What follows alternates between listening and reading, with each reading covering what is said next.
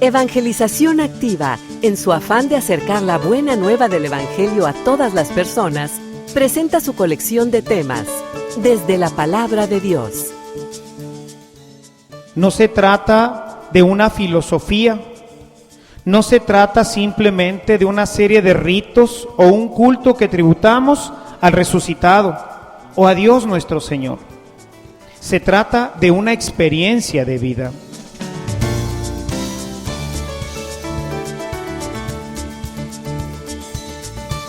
Este servicio te llega gracias a la aportación económica de nuestros suscriptores. Ayúdanos tú también a mantener este servicio activo. Participa con tu donativo y sigue escuchando estas enseñanzas.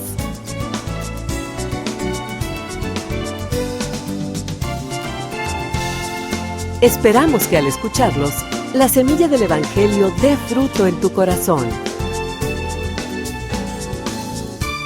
Con ustedes, el Padre Ernesto María Caro.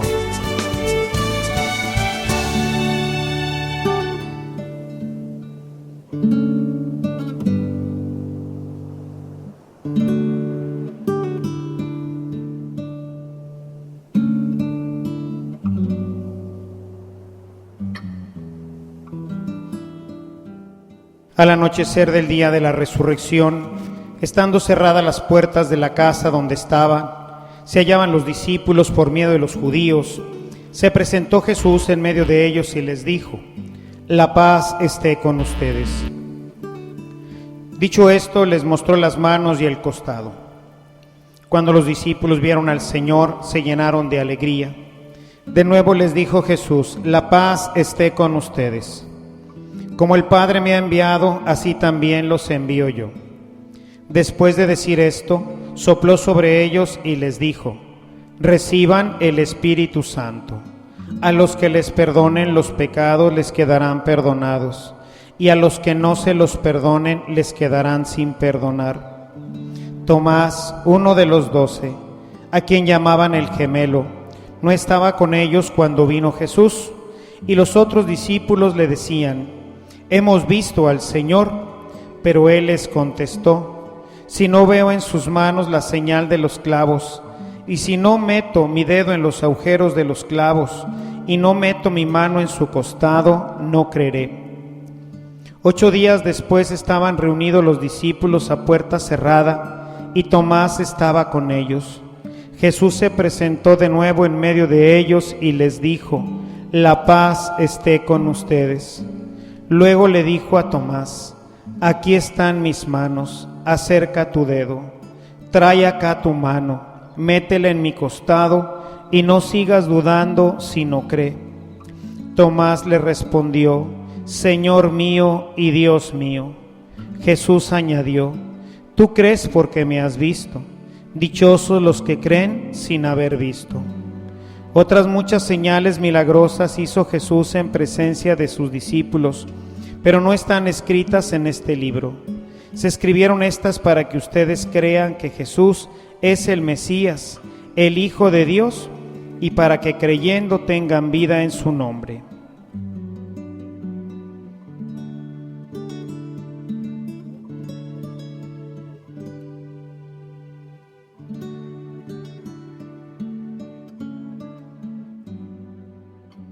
Este segundo domingo del tiempo de la Pascua nos sigue invitando, dentro de la octava de la Pascua, a sentir todavía la frescura de estas primeras comunidades, estas comunidades que vibraban con la fuerza de Dios, con la fuerza del Espíritu Santo, con la palabra de Jesús todavía resonando en sus oídos y en sus corazones.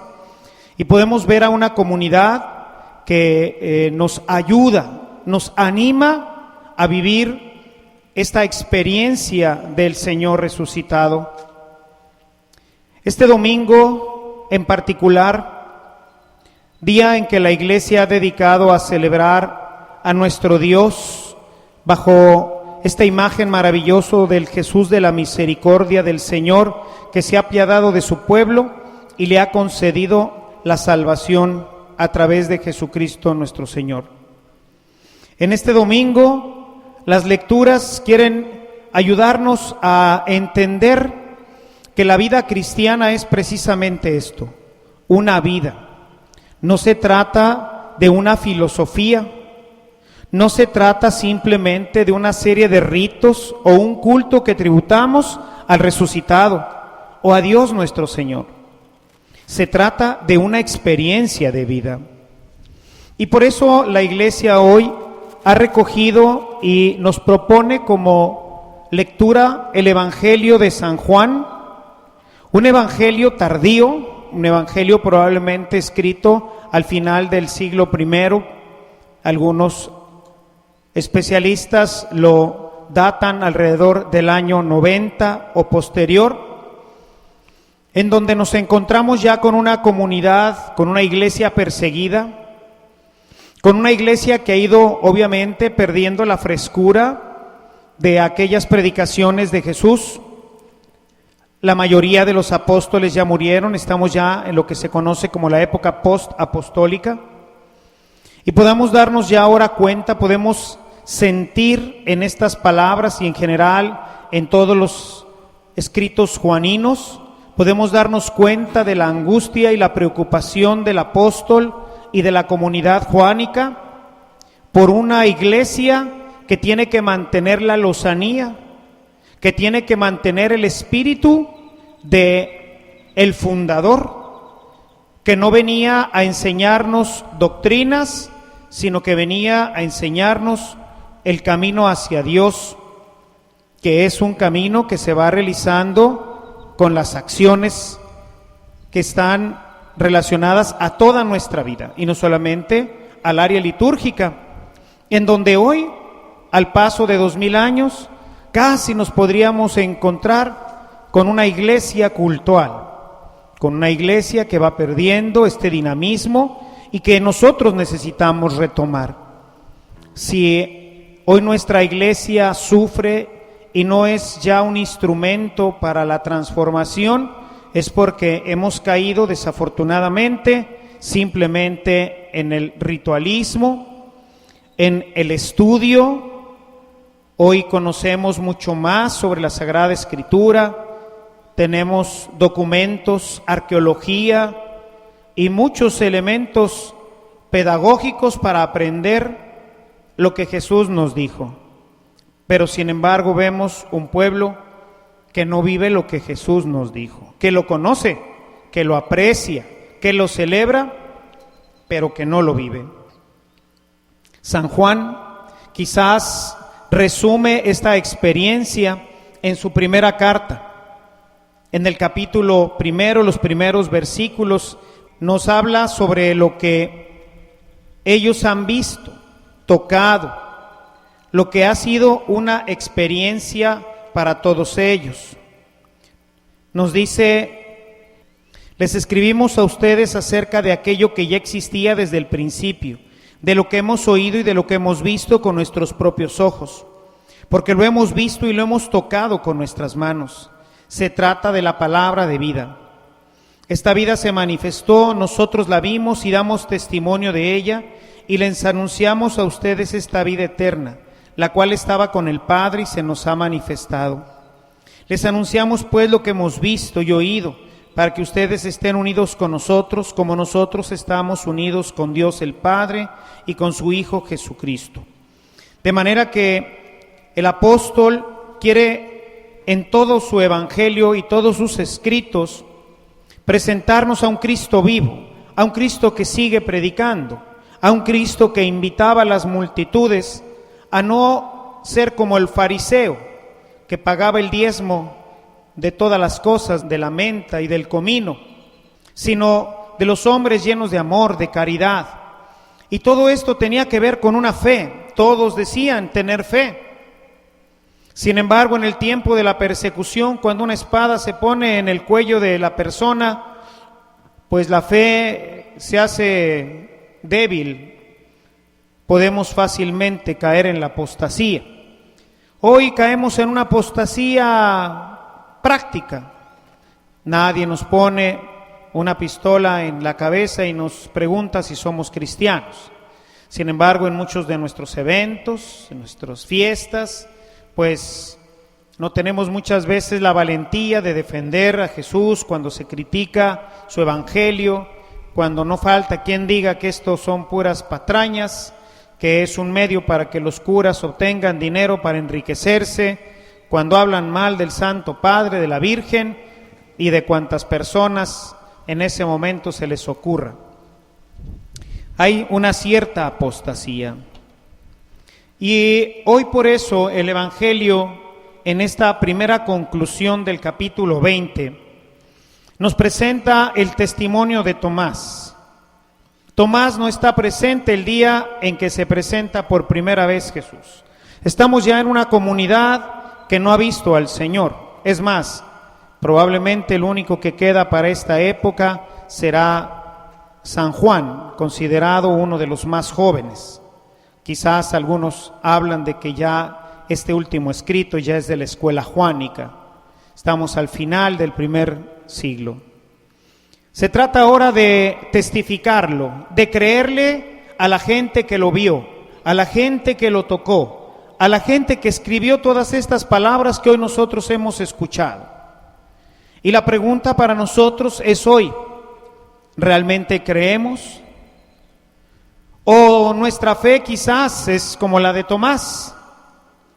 Si yo no veo los agujeros que dejaron los clavos, si yo no meto en ellos mis dedos, si yo no meto mi mano en su costado, no podré creer. Y a veces parecería que esta es nuestra verdad, que sí creemos, pero no creemos, como que creemos o como que queremos creer.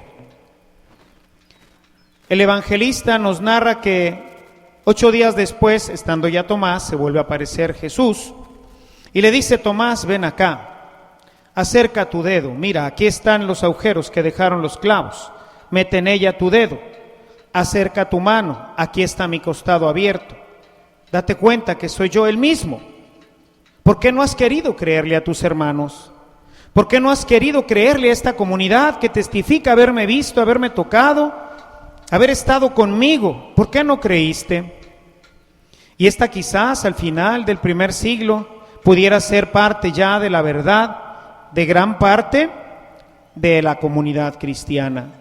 Hoy, 2000 años después, probablemente para nosotros y para muchos pudiera ser la realidad. Sí creo, pero no creo. Tomás, al darse cuenta de su incredulidad, al ver que verdaderamente es Jesús el que está ahí, hace una profesión tremenda de fe, tremenda. Señor mío y Dios mío. Esta es la fe de la iglesia en Jesús. Una fe que lo reconoce como Señor y lo reconoce como Dios. Dos elementos fundamentales de la encarnación. El Verbo se ha hecho carne, preexistente con el Padre, pero ahora ha tomado carne de la Santísima Virgen María y se ha presentado entre nosotros y lo hemos visto, lo hemos tocado. Esta misma palabra que permanecía con el Padre ahora ha sido una realidad y nosotros somos testigos de esto. Señor mío y Dios mío. La primera cosa que quisiera puntualizar hoy con ustedes es la personalidad o la personificación, la individualización de la salvación. Señor mío y Dios mío. No es colectivo. No creemos en un solo Señor.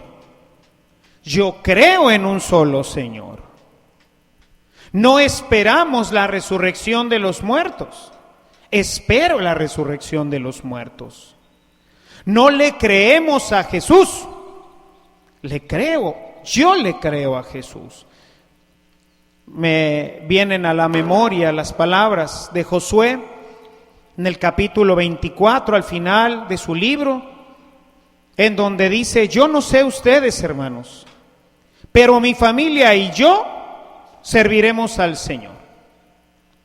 Yo no sé si tú crees, a veces en la iglesia, por actitudes que vemos, pues la verdad uno duda que esa persona realmente crea que Jesús es el Señor.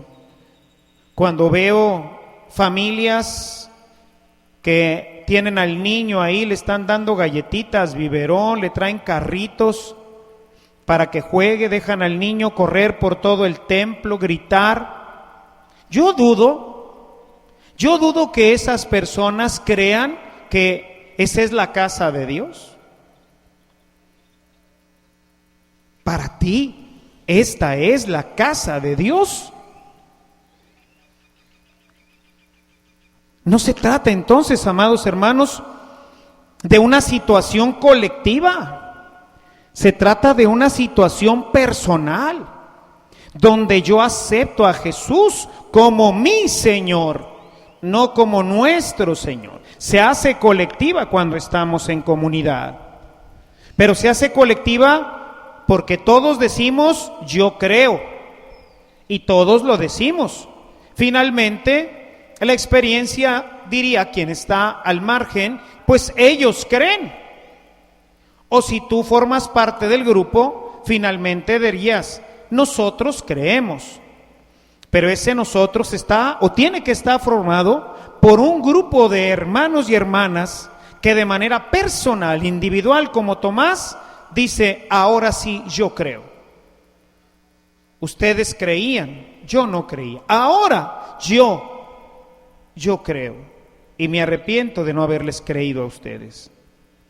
La primera nota entonces, mis hermanos, es la individualidad de la salvación. El Señor no vino por nuestra familia, aunque sí vino por nuestra familia, pero vino por mí y yo formo parte de esta familia. Jesús es bien grave en su evangelio. Dice: 2 estarán moliendo, uno será tomado y el otro dejado. 2 estarán en la misma cama. Ojo, marido y mujer. Uno será tomado y el otro dejado. No es que creemos, es que yo creo. Es que yo acepto, es que yo vivo, es que la fe es personal. Tremendas las palabras de Jesús en el Evangelio de Lucas. Uno será tomado y el otro será dejado. 2 que están en la misma cama, un esposo y una esposa que han convivido, que han compartido su vida y que no compartirán la vida eterna, porque la fe es personal y la salvación también, aunque la hagamos en comunidad. Por eso la importancia de que cada uno vaya teniendo este encuentro personal, como lo tuvo Tomás. Cada uno de los discípulos tuvo un encuentro personal, no fue colectivo. Se presentó finalmente de forma colectiva, pero primero se presentó a Pedro y a Juan, y luego se presentó, dependiendo del evangelio, a la Magdalena y a otras mujeres, en fin. Pero finalmente fue presentándose a uno por uno. El último, Pablo, el último de los apóstoles de la época apostólica. Dice: después a mí también se me manifestó, y él creyó, Señor mío y Dios mío. Y esto es la expresión, parece simple la expresión, ¿no? La decimos, los jesuitas la introdujeron especialmente en España y luego la trajeron aquí a México cuando se había perdido ya el culto a la Eucaristía, cuando ya no se reconocía en ella la presencia real. Y entonces por eso cuando levantaban la hostia invitaban al pueblo a hacer la misma profesión de fe que Tomás: Señor mío y Dios mío, a la hora que te estoy viendo, ahora creo, tú eres realmente el Señor. No eres un pedazo de pan, no eres un poco de vino, eres realmente, sustancialmente Jesucristo, el Hijo de Dios. Señor mío y Dios mío. Una expresión tremenda, fuerte en su contenido, que a veces la decimos como tantas otras rúbricas y notas de nuestra liturgia, sin la profundidad y todo lo que esto implica en nuestra vida. Primera nota entonces de esto es que es personal. Enseguida está el tema del señorío.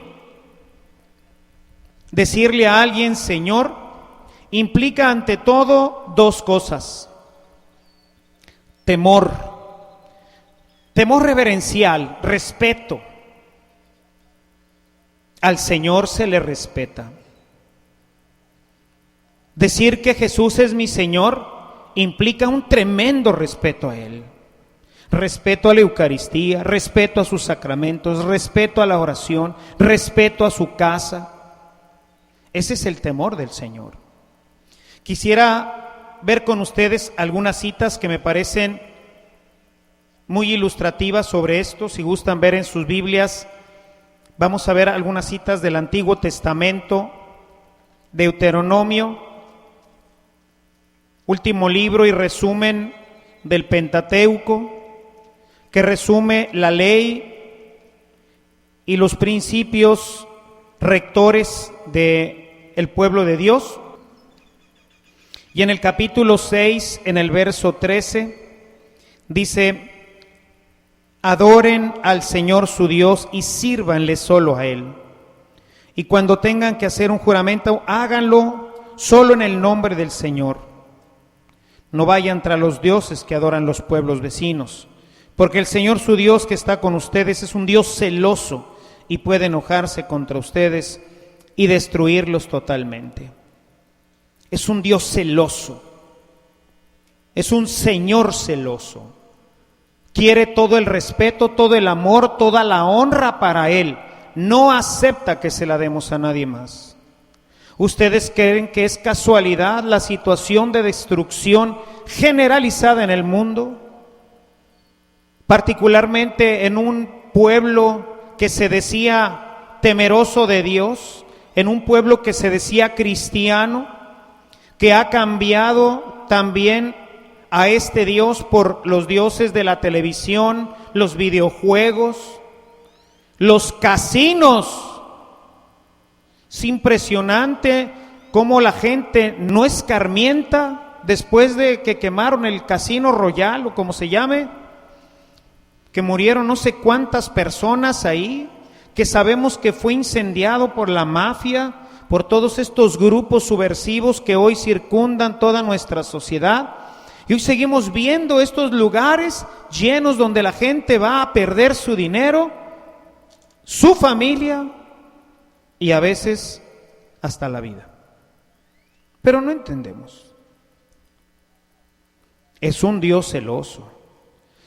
Dice, no vaya a ser que se enoje. No vaya a ser que se enoje, dice el texto. Se enoje contra ustedes y quiera destruirlos totalmente. Entonces nos habla de celos, de fidelidad, de integridad. Si vas a hablar y vas a jurar por Él, ten en cuenta qué es lo que estás haciendo. Lo estás haciendo en el nombre de Dios, del Señor. En el capítulo 10, un poquito más adelante, si ustedes ven el verso 20, honren al Señor. Esta palabra honren puede ser traducida en algunas Biblias, está como teman al Señor. Honren al Señor su Dios y adórenlo solo a Él. Séanle fieles y cuando tengan que hacer un juramento háganlo en su nombre, porque Él es el motivo de la alabanza de ustedes. Él es su Dios que ha hecho por ustedes estas cosas grandes y maravillosas que han visto. Honren al Señor, hermanos.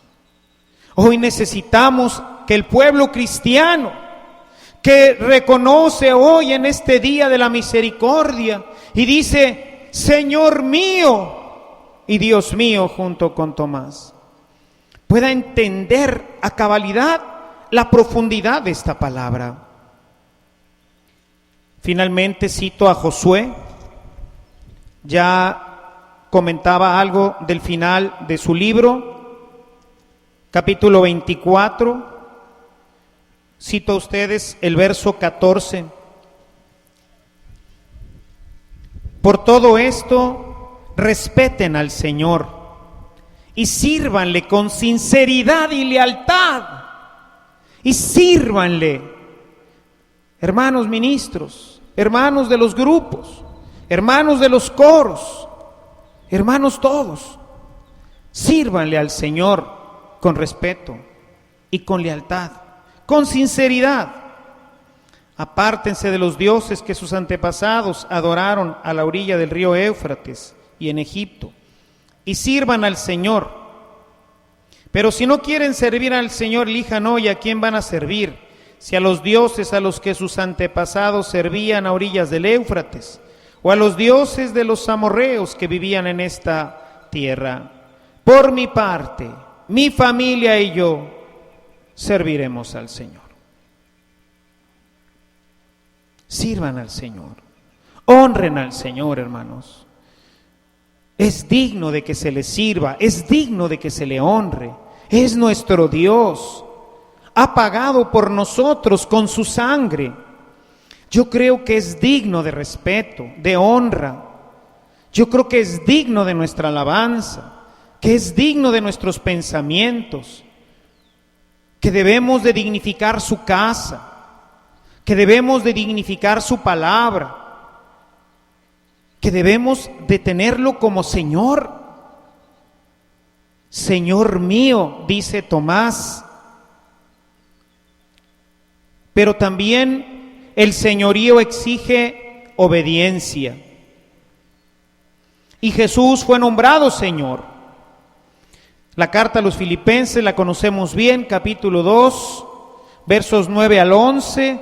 Dice: por todo esto, después de haber padecido y sufrido, fue constituido Señor, de tal manera, y escuchen lo que dice, que toda rodilla se doble en el cielo y en la tierra y en los abismos, y toda lengua proclame que Jesucristo es Señor, para gloria de Dios Padre.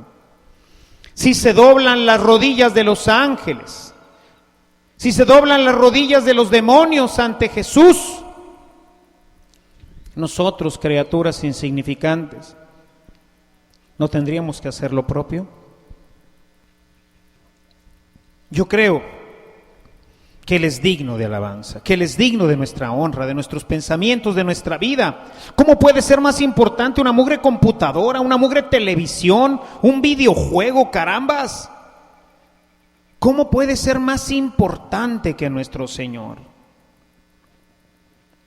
Si no podemos con esas pequeñas cosas, si no podemos apartar de nosotros estos ídolos a los que hoy prácticamente servimos e idolatramos, ¿cómo batallamos para pagar un videojuego o una televisión? Platicaba con unos amigos que visité en esta semana, cómo se pasan a veces las noches viendo series de televisión con verdaderos, digo yo, adicciones a las telenovelas. Me platicaban, se me quedó, y qué bueno, ni el título de una serie de televisión que estuvieron pasando, en donde pasan aquí todo este tema del narcotráfico, cómo están hechas todas estas cadenas, cómo se mueven, cómo operan, y la gente feliz aprendiendo las técnicas, viéndose motivados a ser como uno de estos malandros. Y luego nos preguntamos, ¿y de dónde salen los zetas? Pues de las Y y de las J y de las T, ¿verdad? De ahí salen. Salen de nuestras casas, hermanos. Salen de la gente que no supo nunca dejar a los ídolos y que fue poco a poco metiéndose en todos estos temas. El Señor exige obediencia. Exige que doblemos nuestra rodilla delante de Él.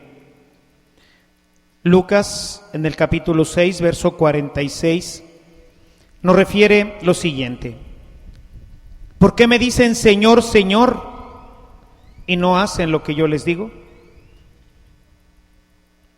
¿Por qué me dices Señor, Señor, y cuando te dan una bofetada buscas el revanche, buscas la revancha, el desquite? ¿Por qué no sabes perdonar si te dice no solo 7, sino hasta 70 veces 7? ¿Por qué no sabes compartir si te dice da de tu pan al hambriento y comparte tus vestidos con el desnudo? ¿Por qué no sabes confiar en el Señor que te dice que vales más que un pájaro o que una hierba del campo? Y vivimos angustiados, preocupados, malhumorados porque estamos viviendo una situación económica difícil.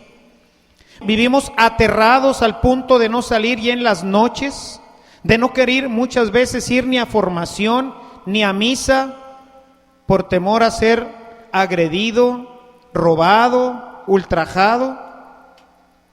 Cuando el Señor dice: yo estaré contigo hasta el último día.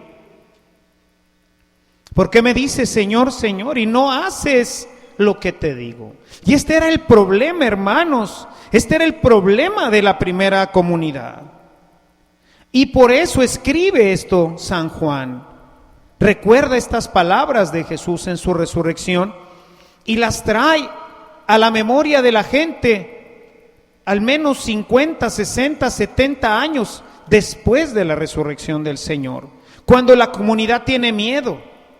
Cuando la comunidad dice: Señor, Señor, pero ya no hace lo que Él le dice. Señor mío y Dios mío.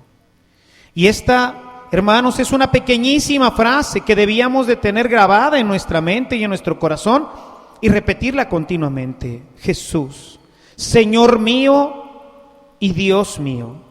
E inmediatamente evocar nuevamente: es mi Señor, es mío, estará conmigo, me protegerá, me defenderá, no me dejará caer, no me dejará solo. Yo, no los demás, no sé los demás. Yo valgo más que un pájaro, yo valgo más que una hierba del campo. Yo. Por eso no sé si ustedes vayan a seguir al Señor, pero mi familia y yo seguiremos al Señor, dice Josué. Yo estoy dispuesto a obedecerlo. Yo estoy dispuesto a tomar con seriedad la palabra de Dios, a obedecerla total y cabalmente. Sí, Señor mío, pero también Dios mío.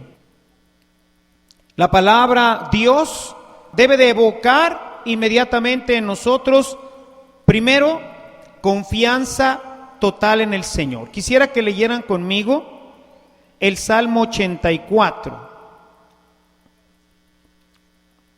el verso 12, que dice: Señor Todopoderoso, felices los que en ti confían. Los que en ti confían. Cuando yo digo que Jesús es mi Dios y no confío, hermanos, pues entonces, ¿qué clase de Dios es este? Yo creo en un Dios todopoderoso. Yo no sé ustedes cómo será la idea de su Dios. El que no haga lo que yo le pido que haga, eso no quiere decir que no tenga el poder para hacerlo, es que no se le da la gana hacerlo.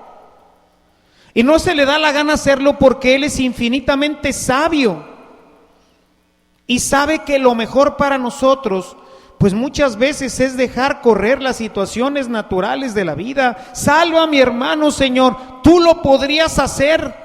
Claro, claro que lo podría hacer. Pero es que tú no sabes lo que va a vivir ya tu hermano. Tú estás pensando egoístamente. Tú quieres que se quede contigo en esta miserable tierra. Su vida está terminando y ya va a venir aquí a gozar conmigo. No se lo voy a impedir. Hay una película muy padre que se llama Beyond and Back. Es como la tradujeron aquí en español. Pero en esta son las experiencias de la gente que ha muerto y ha regresado después de la muerte. O sea, que ya fue declarado clínicamente muerto y que está 10, 15 o hasta más minutos realmente ya muerto, declarado muerto, un flatliner, o sea, una persona que ya no tiene onda cerebral, que hasta muerto y regresa a la vida. Y en esta película narran a una chica que había llevado una vida pues muy complicada y los médicos están haciendo un esfuerzo por recuperarla.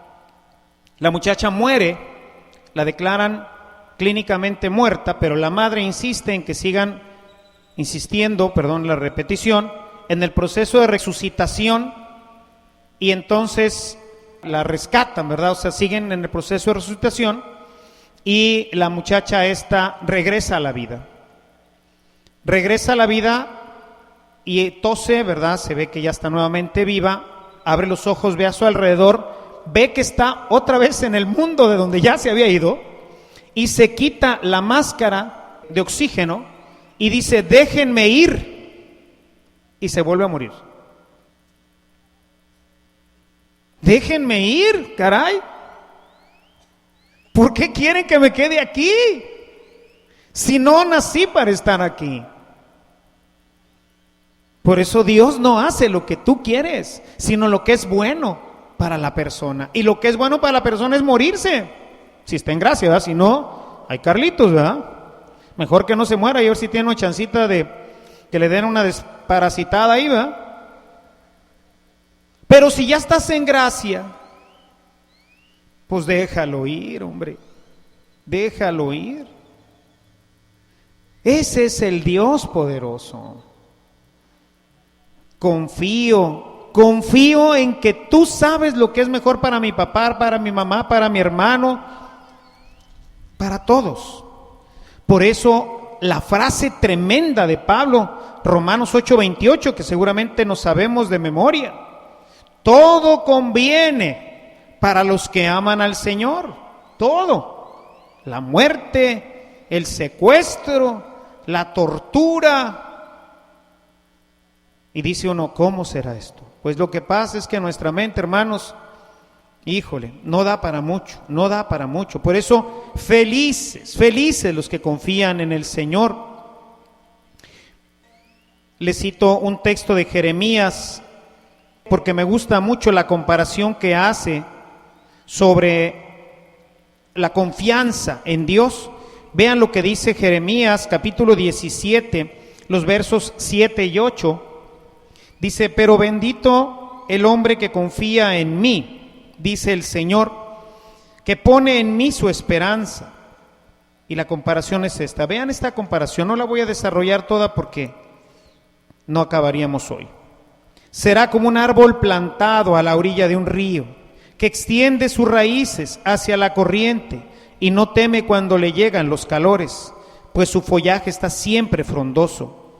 En tiempo de sequía no se inquieta y nunca deja de dar fruto. Quisiera remembrar las palabras de Jesús: el que tenga oídos, escuche, medite. El que teme al Señor, el que confía en Él, es como un árbol plantado que nunca se seca, siempre tiene vida. Por eso San Pablo más adelante, capítulo 4, a los Filipenses, verso 13: todo lo puedo en aquel que me conforta. Tengo un Dios poderoso, carambas. ¿Cómo no voy a poder salir adelante? Señor mío y Dios mío, tú eres mi Dios, mi Dios. Y no eres un Dios de mentiritas, ni eres un Dios de adorno, ni eres un Dios melindroso. Eres un Dios lleno de amor, eres un Dios lleno de compasión, eres un Dios lleno de poder, eres un Dios, eres mi Dios, eres el creador de todo lo que existe. Y termino con una hermosísima cita de la primera carta de Pedro, en el capítulo 5, verso 7. Dice el apóstol: dejen todas sus preocupaciones a Dios. Hermanos, escuchen esto, escúchalo, grábalo en tu corazón esto que te voy a decir. Porque Él se interesa por ti. Aunque tú no lo creas, aunque te esté llevando la tostada ahorita, Dios se interesa por ti.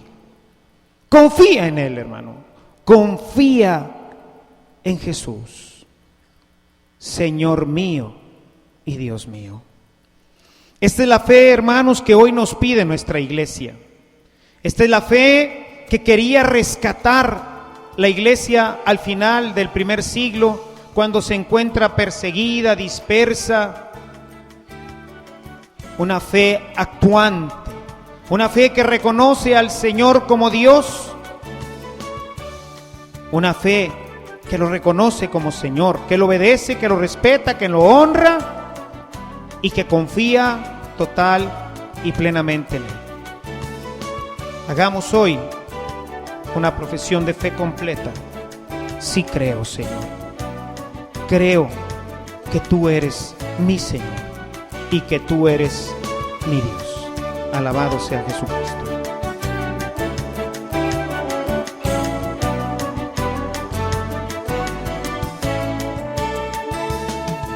Si esta reflexión ha sido de utilidad para su vida espiritual, le invitamos a visitar nuestra página en internet www.evangelizacion.org.mx, en donde encontrará otros temas que seguramente continuarán produciendo fruto en usted. Que la paz de Jesucristo permanezca en usted y toda su familia, y que la ternura de María abrace su corazón.